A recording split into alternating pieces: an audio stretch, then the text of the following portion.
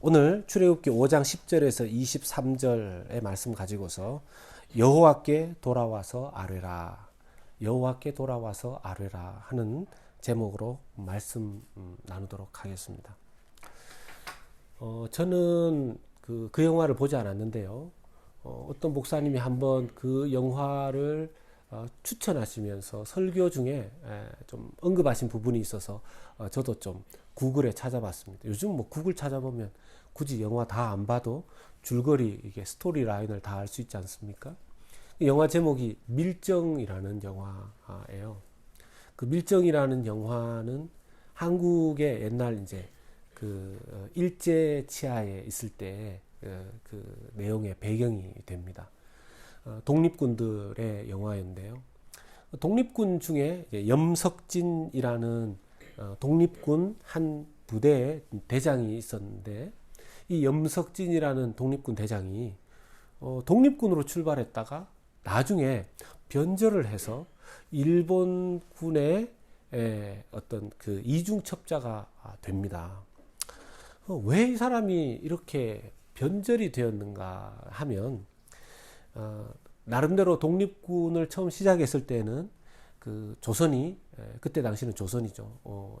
독립한다, 언젠가는 반드시, 이런 희망을 가지고 독립군에 뛰어들어서 리더가 되었는데, 이 보니까 일본이 너무 강하고 도무지 나중에 이 독립할 날이 올 것 같지가 않으니까, 강한 자에게 붙자, 강한 쪽으로 줄을 서자, 자, 이런 마음으로 현실적인 삶을 선택한 사람입니다. 그러니까 이상과 희망을 포기하고 현실을 선택한 그런 사람인 것이죠. 염석진이라는 사람 때문에 많은 독립군들이, 이 정보가 새 나가서 독립군들이 희생을 당했습니다. 근데 이 염석진이라는 사람이 정말 이중첩자라는 것을 발견해 내지를 못해요. 나중에 이제 해방이 되고 난 다음에 이 반민특위, 반민족 자들을 처단하는 특별위원회가 만들어지는데, 그때 이 염석진이라는 인물이 그 반민특위에 불림을 받습니다. 거기에서 이렇게 계속해서 청문회 같은 걸 하는데, 증거 불충분으로 이 염석진이라는 인물은 풀려나게 돼요. 그걸로 끝나는 게 아니라 안옥윤이라는 극중 인물이, 여성이 16년 전에 사실은 이 염석진이라는 사람을 이중첩자로 처단하려고 했는데, 그때도 증거를 못 찾아서 처단을 못 했었어요. 근데 이제는 16년 후에 그 증거가 다 나와서 이 안옥윤이라는 여성이 염석진을 처단합니다. 그때 염석진을 처단하기 전에 안옥윤이라는 이 여주인공이 이렇게 물어요. 왜 당신 독립군으로 출발했는데 민족을 배신했습니까? 왜 당신 민족을 배신한 겁니까? 이렇게 물으니까 극중에 염석진이라는 인물이 이렇게 얘기를 합니다. 나는 해방될 줄 정말 몰랐어. 내가 해방될 줄 알았겠냐고. 그랬으면 내가 변절했겠냐고. 그렇게 얘기를 합니다. 자기를 변론을 해요. 자기 그 희망이 사라진 거죠. 여러분, 그래서 자기는 강한 자, 그런 강한 자인 일본에 줄을 섰었는데, 여러분, 우리가 세상에 심판이 없다고 생각하면요, 우리도 이렇게 살게 됩니다. 하나님 없다고 생각하면요, 우리도 세상에 강한 자 쪽에 줄 서서 살아야 됩니다. 세상에 뭐가 힘이 있습니까? 세상에 누가 강합니까? 요즘은 세상에 누가 강한가 보다 세상에 무엇이 강한가? 돈이 강하죠. 누가 강합니까? 돈 많은 사람이 막 강한 것 같아요. 그러니 우리도 살다 보면 하나님 계신 거 알고 있는데도 세상 쪽으로 자꾸만 기울어지려고 하고, 세상 눈치를 보고 세상에 줄을 서려고 하는 우리 자신을 발견하게 됩니다.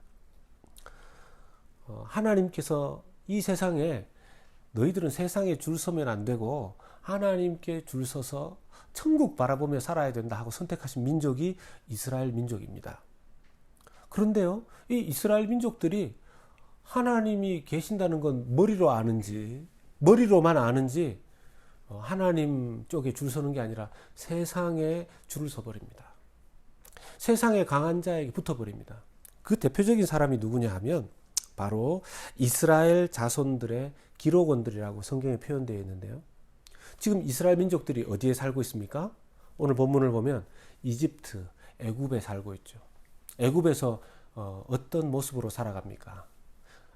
이집트의 노예 신분, 슬레이브죠. 이집트의 종이 되어서 살아갑니다. 이스라엘 백성들이 이렇게 낮게 전락이 되었는데 그 이스라엘 민족들 중에서도 그나마 좀 그 계급 구조상 그 하이라키에 있어서 상층부에 해당하는 사람이 이스라엘의 기록원들이죠.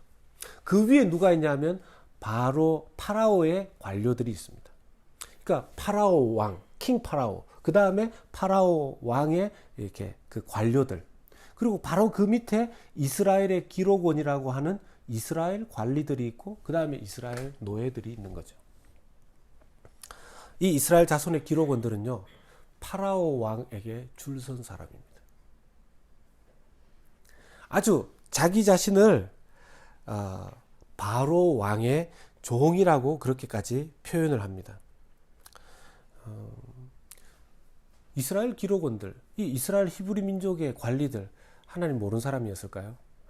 히브리 사람들은요, 태어나면 하나님 있다는 건 다 압니다. 들어왔거든요. 그런데 하나님 여호와는 그들의 진짜 신이 아니었어요. 여호와가 진짜 신이 아니라 정말 이 사람들의 진짜 신은, 리얼 갓은 누구였을까요? 예, 이집트의 왕 킹 파라오죠. 그들의 진짜 신은 킹 파라오예요. 그래서 여러분, 우리가 진짜 뭘 믿고 살아가는지 언제 나타납니까? 우리가 스스로 표현할 때 당신은 누구를 믿고 삽니까? 예, 저는 예수님을 믿고 삽니다. 그래서 우리가 예수 믿는 사람들이라고 표현하지 않습니까? 예수 믿는 사람은 뭘 믿고 살죠? 예, 쉬운 말이죠. 예수 믿는 사람은 예수를 믿고 삽니다. 예수 믿는 사람은 예수님을 믿고 살아요. 그럼 예수님을 안 믿는 사람은요, 예수 아닌 다른 것을 믿고 살겠죠. 그런데 예수 믿고 산다는 사람이 진짜 예수님을 믿는지는 언제 나타나냐 하면요, 정말 내 삶에 위기가 찾아올 때, 정말 어려울 때입니다. 내가 정말 어렵고 힘들 때 내가 누구 손 잡느냐는 것이 진짜 자기의 신앙 나타냅니다. 이스라엘 기록원들 지금 위기의 상황에 온 거예요. 자기들이 평상시에 납품하던 벽돌, 자기 동족 이스라엘 사람들이 막 만들었었거든요. 근데 모세와 아론이 이 파라오 왕에게 가서 우리 해방시켜 달라고, 우리를 놓아주십시오. 이제 여호와 하나님 예배해서 광야로 우리 가서 그 사막길을 지나서 가나안 땅으로 가려고 합니다. 이 얘기 했더니만 이 파라오 왕이 막 화가 나가지고, 예, 이 이스라엘 백성들 가만히 놔뒀더니만 이 게을러 빠져가지고 정신 못 차린다고, 더 혹독하게 해라. 그래서 벽돌 만들 재료를, 그 지푸라기를 주지 않지 않습니까? 그리고서 그 수량은 똑같이 만들어내라. 만들어내지 못하는 거예요. 성경에 보면 이스라엘 백성들이 이 지푸라기를 구하기 위해서 사방으로 흩어집니다. 사방으로 흩어집니다. 그런데 이 상황에, 이 위기 상황에 이스라엘 백성들 중에서 그래도 관리들이라면 그들이 한 번쯤은 하나님, 이거 어떻게 해야 됩니까? 하나님 어떻게 해야 됩니까? 이래야 되는데 아무런 기도가 나오지 않아요. 하나님을 의지하는 아무것도 나오지 않습니다. 곧바로 누구한테 갑니까? 파라오 왕에게 가요. 바로 왕에게 곧바로 갑니다. 거기에 가서 사정을 해요. 출애굽기 5장 15절 말씀에 이스라엘 자손의 기록원들이 가서 바로에게 호소합니다. 바로 왕에게 호소합니다. 여러분, 우리가 기억해야 될 것이 있습니다. 우리가 세상에 도움의 손길을 구하면요, 온전한 도움을 주지 않습니다. 온전한 도움을 주지 않습니다. 출애굽기 5장 16절 말씀 보면 그 내용이 나오는데요. 당신의 종들에게 표현을 뭐라고 하죠? 당신의 종들에게라고 표현합니다. 이 사람의 아이덴티티가 우리는 당신의 종이라는 거죠. 당신의 종들에게 짚을 주지 아니하고 그들이 우리에게 벽돌을 만들라 하나이다. 또 말합니다. 당신의 종들이 매를 맞사오니. 바로 왕에게 우리는 당신의 종들입니다. 우리는 당신의 종들입니다. 나는 당신의 종입니다. 이 얘기를 계속 하는 거예요.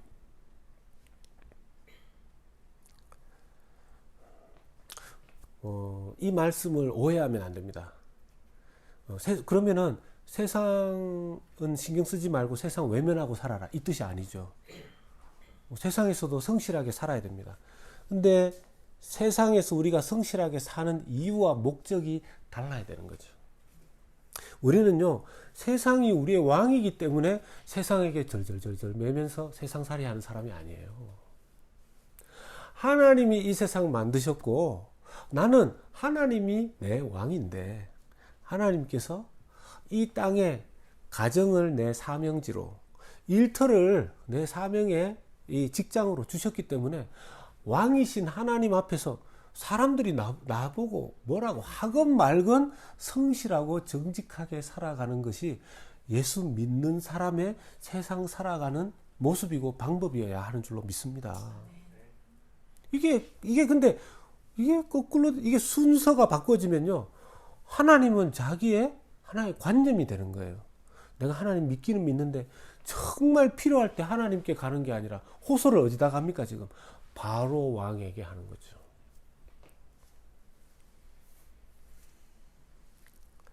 그런 사람들에게 있어서 하나님은요, 자기가 세상을 성공하며 살 수 있도록 도와주는 여러 신들 중에 하나에 불과합니다.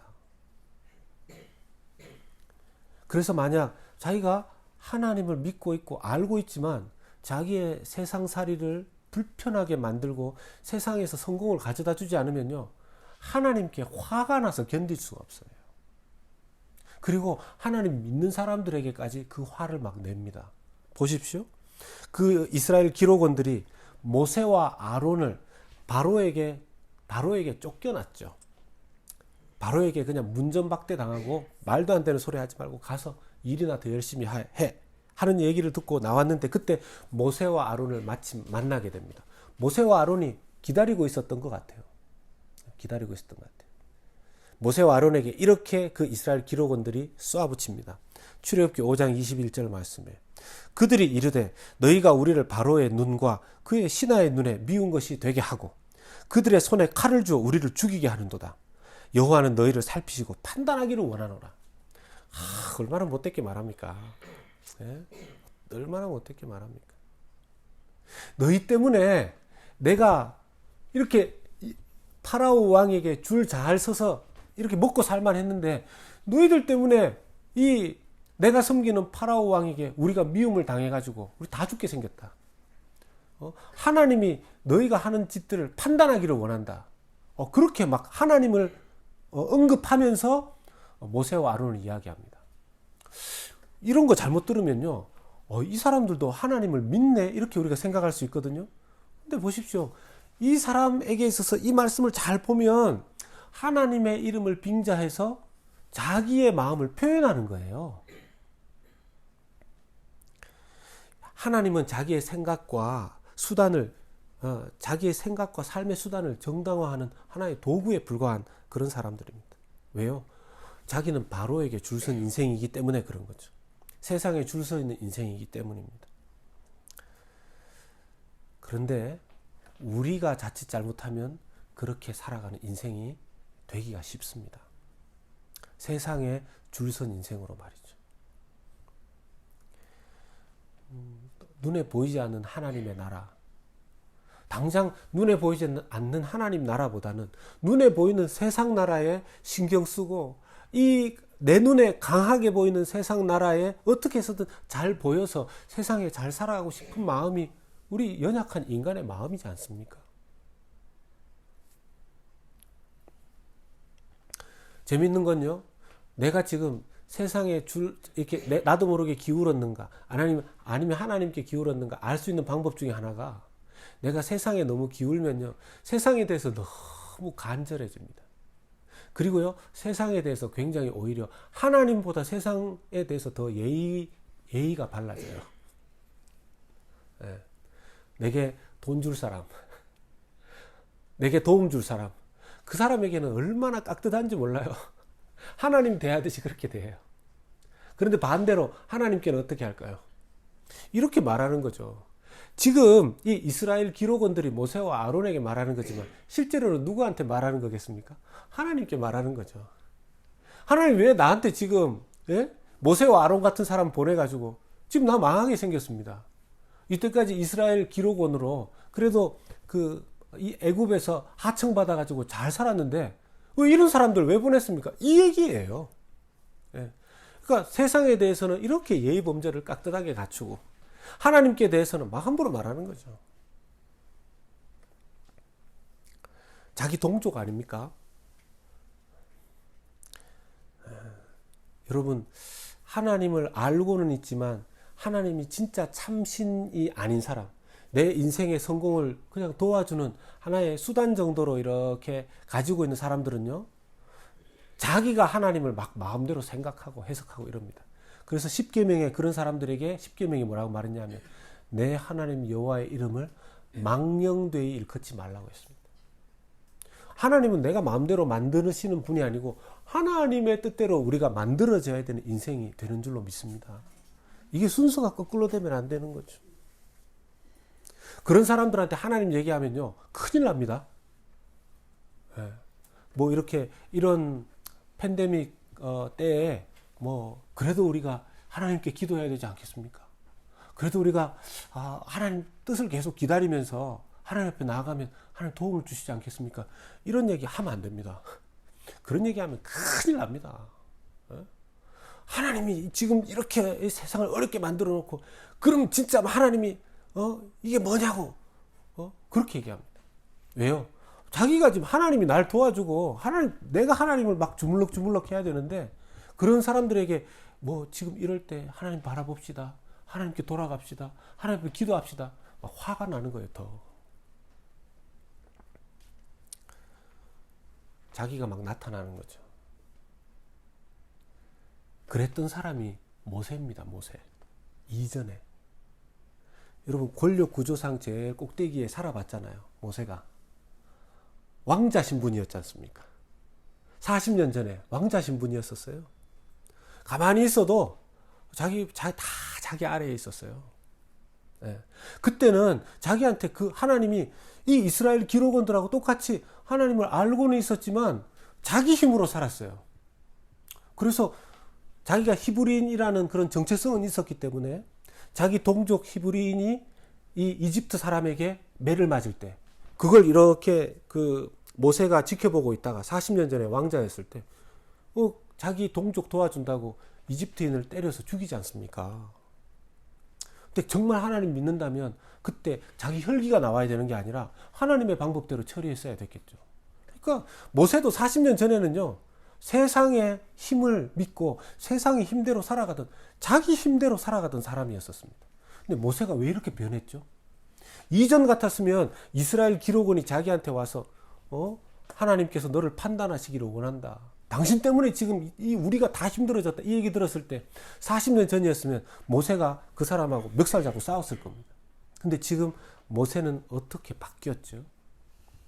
오늘 말씀 제일 중요한 구절입니다. 다른 구절은 몰라도 이 구절은 기억하시기를 바랍니다. 가지고 있는 펜이 있으면 언더라인 하실 수 있으면 좋겠습니다. 출애굽기 5장 22절 말씀. Chapter 5, verse 22. 모세가 여호와께 돌아와서, 우리 같이 한번 읽을까요? 시작. 모세가 여호와께 돌아와서 아뢰되, 주여 어찌하여 이 백성이 학대를 당하게 하셨나이까? 어찌하여 나를 보내셨나이까? 아멘. 그 중에서 모세가 여호와께 돌아와서 아뢰되.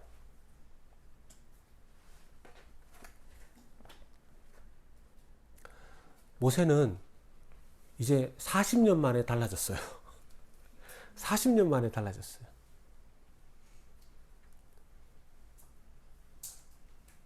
그전에는 모세는 하나님께 뭘 아뢰고 하던 사람이 아니었고요. 자기 힘을 믿는 사람이었습니다. 권력 구조상 제일 꼭대기에 있었던 사람입니다. 근데 40년 만에 이렇게 달라졌습니다. 자기가 생각하는 세상 구조가 뒤바뀌어진 거죠. 하나님이 구조의 제일 꼭대기에 있게 된 것입니다.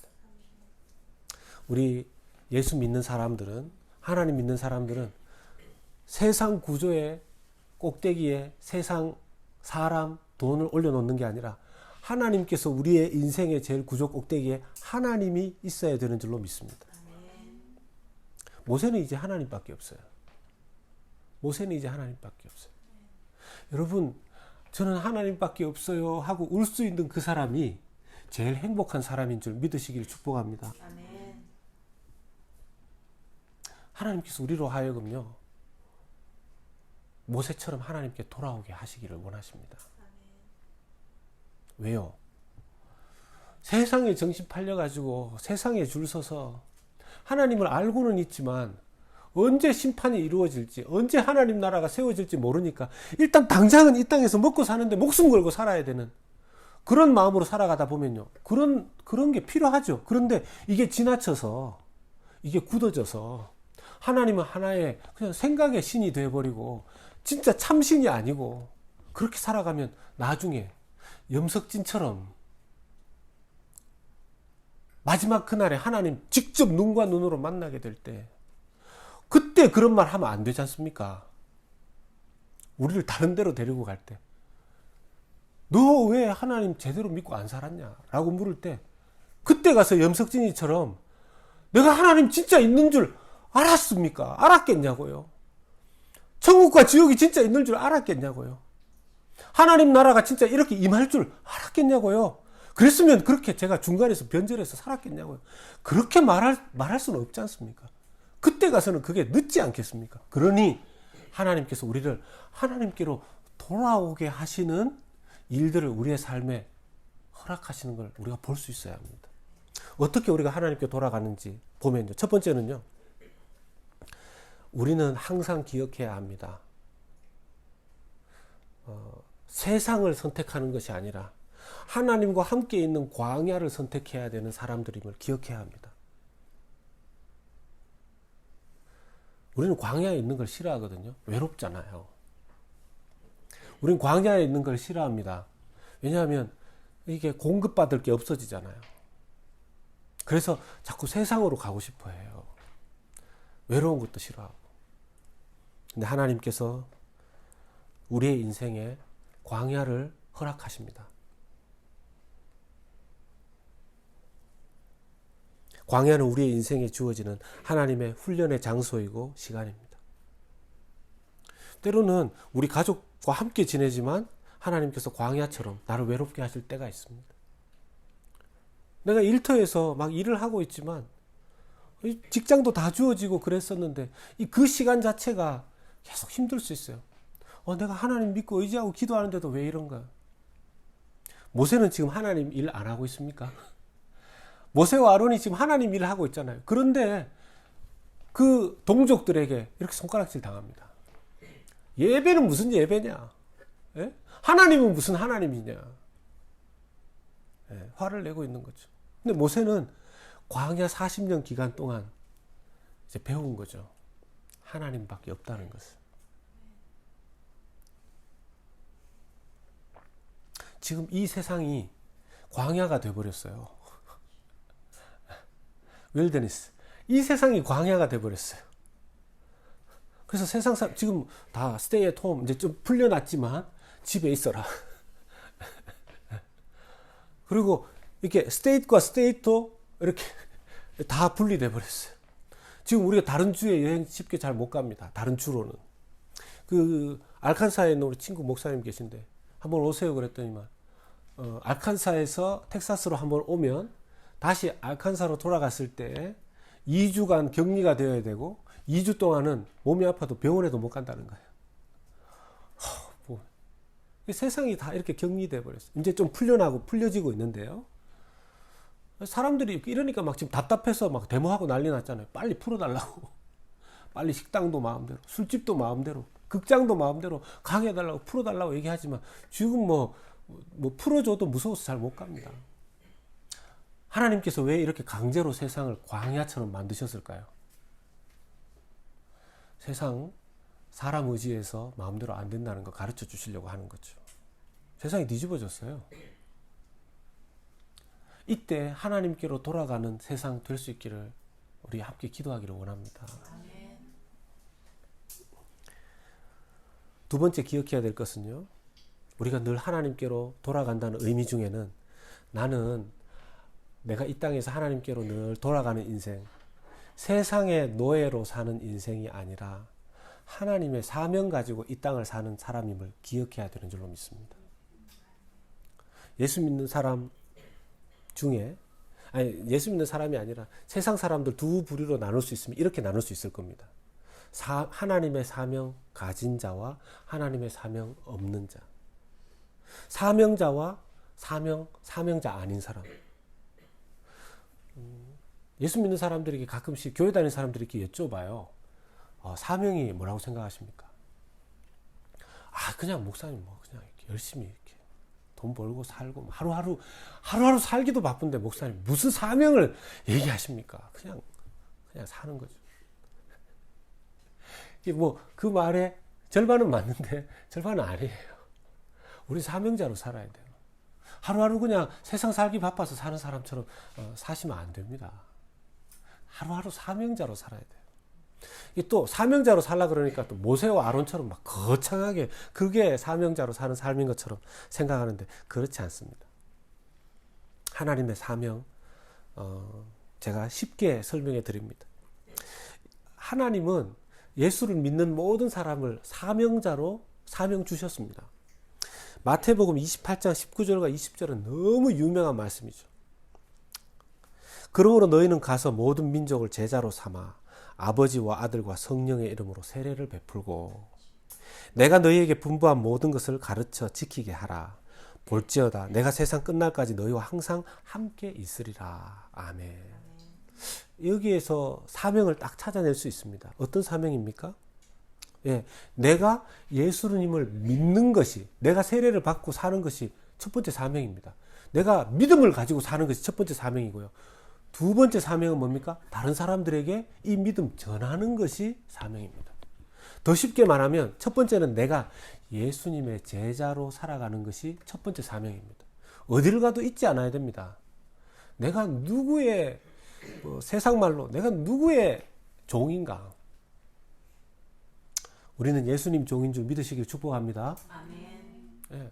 세상 사람들이 뭐라 그래도 세상 사람들이 이게 됩니다, 안 됩니다. 아무리 얘기해도 세상에 대한 모든 결정권의 꼭대기에는 하나님 계신 줄로 믿습니다. 아멘. 어떤 때는요, 뭘 이렇게 하러 가면 그 사람이 안 된다 그러고 된다 그러고 그래요. 은행에 가면 은행장이 안 된다 그러고 된다 그랬다가 관공서에 가면 또 누가 또 안 된다 그랬다가 된다 그랬다 막 그래요. 그러나 세상 모든 권력의 권위의 꼭대기에 우리 주님 계시는 줄로 믿는다면 우리는요 그런 일 있을 때 실망할 필요 없죠. 하나님께 구하면 되니까요. 그리고 그렇게 어디를 가도 나는 예수님 제자라는 걸 알아야 되고, 두 번째는 뭐냐면 내가 다른 사람들을 예수님 제자로 만드는 사명 가진 사람들이라는 걸 기억해야 됩니다.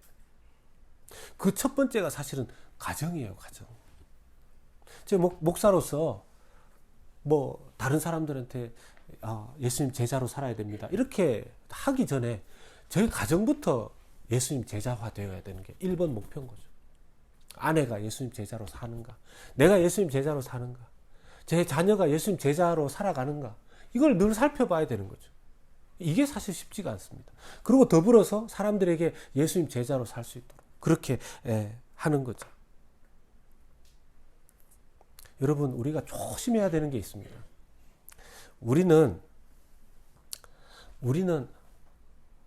우리가 교회를 세우는 것이 우선이 아니에요. 목사님, 저 개척교회 하면서 무슨 얘기 하십니까? 교회를 세워야죠. 여러분, 우리는 교회를 세우는 게 우선이 아니고요. 예수님의 복음을 전하고 믿는 것이 1번인 줄 믿으시길 바랍니다. 아멘. 여러분, 신약 성경에 사도들이 다니면서, 선교팀들이 다니면서 교회를 세우라고 하지 않았습니다, 먼저. 그죠? 교회는 세워진 거고요. 1번 그들이 한 것은 뭡니까? 예수님과 그의 복음을 전했어요. 그래서 그들이 예수님의 복음을 듣고 예수님 제자가 됨으로써 교회가 형성되게 된 것이죠. 여러분, 우리가 좀 잘 분별할 필요가 있어요. 우리는요, 교회를 믿으라고 전하고 다니는 사람들이 아닙니다. 어디 가서 전도할 때, 교회 믿으십시오, 이런 분이 계세요. 아니요. 저는 예수를 믿는 사람입니다. 혹시 누구를 믿으십니까? 뭐 뚱딴지 같이 뭘 믿기는, 나는 내 주먹을 믿는다. 어떤 분은 자기 주먹을 믿고 살아갑니다. 큰일 날잖아. 예, 주먹을 믿으십니까? 저는 예수님을 믿습니다. 그래? 그렇게 해서 예수님 믿어지면 그 사람이 그리스도인이 되는 거고, 그 사람들이 모여서 교회가 되는 거죠. 우리가 이 앞뒤를 바꾸면 안 되는 것입니다. 우리는 예수님의 복음 전하는 사명자로 이 땅을 살아야 되는 줄로 믿습니다. 세 번째는요, 우리가 하나님께로 나는 늘 하나님께 늘 돌아갑니다, 언제라도 돌아갈 수 있습니다 하는 이유는, 세상은 우리를요 이용해 먹고 버릴 수 있지만 하나님은 우리를 항상 기다리시고 사랑하시는 줄로 믿으시기 바랍니다. 그래서 우리는 하나님께 항상 돌아갈 수 있는 거죠. 사람이 얼마나 잘 삐지는 줄 아십니까? 정말 잘 삐쳐요. 조금 좋다가 금방 삐쳐요. 네, 금방 삐쳐요. 진짜 강아지만 봐도 안 그러거든요. 어떤 때 보면 강아지보다 못한 것 같아요. 강아지가 얼마나 충성됩니까, 사실. 예. 막 이렇게 때리고 해도 혼내고 해도 강아지는 밥 주는 주인에게 막 충성스럽습니다. 오직 우리 주인. 강아지의 신은 오직 우리 주인이에요. 정말 충성스럽습니다. 걔는 삐치지 않아요. 예, 주인이 삐치죠. 괜히 자기가 열받아서 애꿎은 강아지 발로 차지, 강아지는 절대로 주인을 발로 차지 않습니다. 근데 우리는 너무 잘 삐치거든요. 근데 주님이 우리를 항상 기다리십니다. 항상 기다리십니다. 여러분, 사랑하지 않으면 기다리지 못해요. 사랑하지 않으면 기다리지 못해요. 사랑해야 기다립니다. 하나님이 우리가 하나님께로 돌아올 때까지 얼마나 기다리신지 모릅니다. 얼마나 기다리신지 모릅니다. 모세가 40년 동안 광야에 하나님 내버려 두셨다고요? 아니요. 모세가 그 권력의 구조 꼭대기에서 거기에 취해서 살아갈까봐 하나님께서 광야의 시간을 허락하셨지만, 사실은 광야의 시간 40년은 하나님께서 모세를 사랑해서 기다린 시간이셨어요. 가장 가까이에서. 내가 이것저것 다 실패하도록 하나님께서 광야 같은 내 인생 가끔 허락하실 때, 하나님께서 왜 하나님 나를 실패하게 하십니까? 아니에요. 그건 자기가 실패한 거예요. 오히려 하나님께서 그 기간을 통해서 하나님께로 돌아올 수 있도록 기다리고 계신 시간입니다. 예배는 내가 하나님께 돌아간 사람이다. 나는 하나님께 돌아간 사람이다. 나는 하나님께 돌아갈 사람이다를 상징적으로 이 땅에서 우리의 행동으로 보여주는 것이 예배입니다. 예배예요. 요즘 온라인 예배가 익숙해져서 미국 어떤 교회에서 설문조사를 했는데, 이 코비드 19이 끝나고 교회로 당신은 돌아올 것입니까? 하고 물었는데 75%가 돌아온다고 설문조사를 한 게 아니라 75%가 안 돌아오겠다고 대답을 했다는 거예요. 온라인 예배가 너무 편하잖아요. 집에서. 물론 어쩔 수 없이 온라인 예배조차도 이렇게 옷 제대로 갖춰 입고 하나님 예배하듯이 하는 분들이 계세요. 다 그렇다는 건 아니고. 근데 또 어떤 측면에서 이게 점점 편해지는 거죠. 사람 편해지는 쪽으로 가면 어디로 갈지 모릅니다. 사람은요, 자기가 생각하는 대로 살지 않고 자기가 이 행동하는 대로 습관대로 살아갑니다. 습관대로.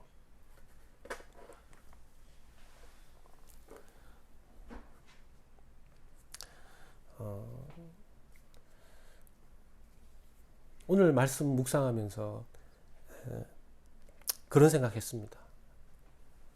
모세가 이전 같았으면 자기 힘으로 했을 텐데 이제는 여호와 하나님께 돌아간 자이다. 근데 모세는 아무것도 없잖아요. 이전에 그 왕궁에 살았을 때는 왕자였었고 모든 풍성한 것들이 있었습니다. 근데 이제는 하나님밖에 없어요. 그래서 여러분, 우리의 삶 가운데 하나님께서 축복을 막 주셔도 우리가 항상 하나님, 이런 게 다 있어도 저는 하나님밖에 없어요. 이 고백을 하나님께서 제일 좋아하시는 줄로 믿습니다. 또 정말 그래야 되고요. 우리가 어리석고 연약해도 그래도 하나님 우리를 항상 사랑하시고 기다리십니다. 왜냐하면 알고 우리를 사랑하시기 때문이죠. 사랑하는 여러분, 이미 하나님께로 여러분들은 돌아가신 분들이시죠? 항상 하나님께 돌아가시는, 하나님께로 돌아가서 우리의 모든 것에, 나의 인생 권력 구조의 가장 꼭대기에 하나님 계시다는 것을 잊지 않고 살아가시기를 바랍니다. 내 삶에 혼란스러운 일들이 있고 하더라도 결국 우리는 하나님께로밖에, 저는 하나님밖에 없습니다. 그 고백밖에 할 수 있는 것이 없는 사람들입니다. 이번 이 코비드 19을 통해서 모든 세상 백성들 중에 하나님께로 많은 사람들이 돌아올 수 있기를 소원합니다. 우리 새로운 교회가 예수 그리스도에게 돌아오게 하는 그런 교회로 쓰임받는 우리 새로운 교회 되기를 소원합니다.